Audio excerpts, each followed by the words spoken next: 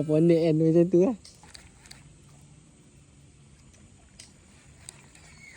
Oh.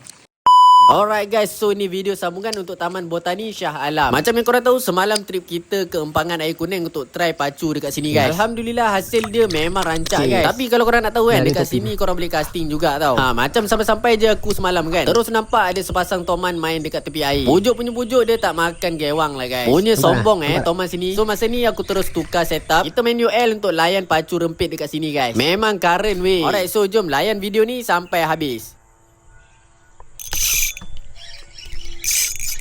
Kena pun. Kena juga. Dari so lucut je ni. Saya sini yang banyak kacau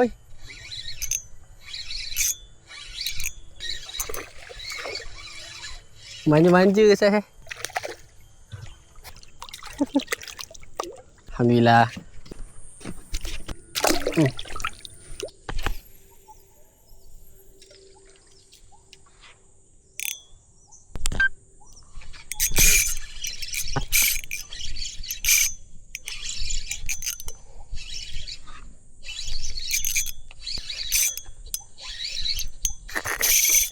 Tapi kuat. Saya ikan sempat lah. Patutlah payah betul nak lekat. Bismillahirrahmanirrahim. Video off pun ikut juga. Pedih kena muli tu.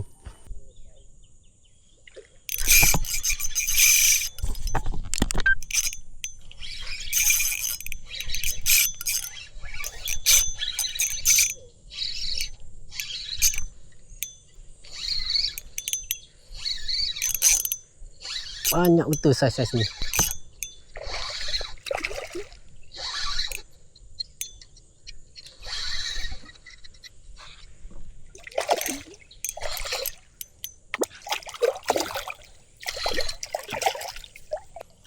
Alhamdulillah. Saiz-saiz ni yang banyak ah. Dalam pukul 12 kita orang stop dah main pacu sebab kita orang nak try casting pula. Aku adalah lucut seekor, lepas tu abang aku pun dapatlah seekor.